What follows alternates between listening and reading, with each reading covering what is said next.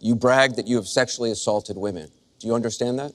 No, I didn't say that at all. I don't think you understood what was said. This was locker room talk. I'm not proud of it. I apologize to my family. I apologize to the American people. Certainly, I'm not proud of it. For the record, though, are you saying that what you said on that bus 11 years ago, that you did not actually kiss women without consent or grope women without consent? I have great respect for women. Nobody has more respect for women than I do. So for the record, you're saying you never did that? I said things that, frankly, you hear these things are said. And I was embarrassed by it. But I have tremendous respect for women. Have you ever done those things? Women have respect for me. And I will tell you, no, I have not. He has said that the video doesn't represent who he is.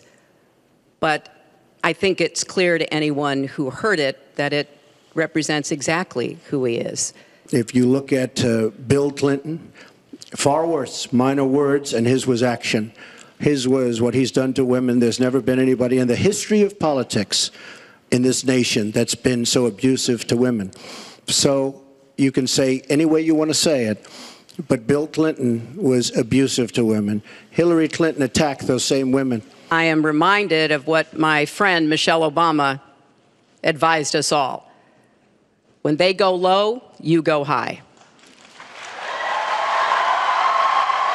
And I was so surprised to see him sign on with the devil.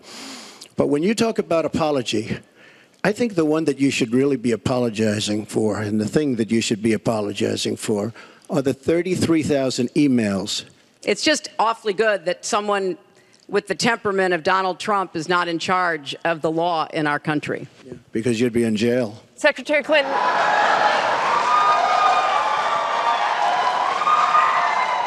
And yes, President Lincoln was trying to convince some people. He used some arguments. Convincing other people, he used other arguments. That was a great, I thought, a great display of presidential leadership.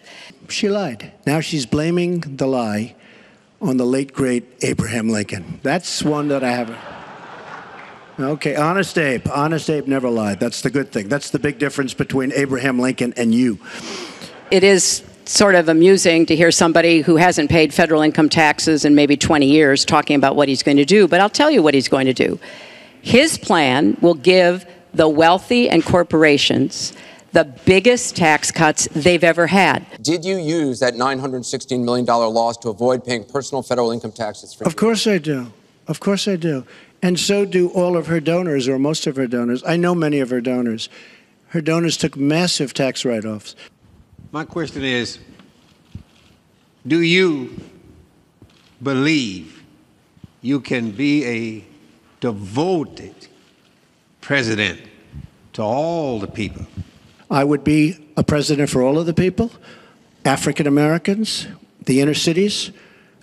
Devastating what's happening to our inner cities. She's been talking about it for years. As usual, she talks about it, nothing happens. How can you unite a country if you've ridden off tens of millions of Americans? Well, within hours, I said that I was sorry about the way I talked about that, because my argument is not with his supporters. It's with him and with the hateful and divisive campaign that he has run.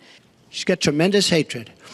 And this country cannot take another 4 years of Barack Obama. And that's what you're getting with her. Would either of you name one positive thing that you respect in one another?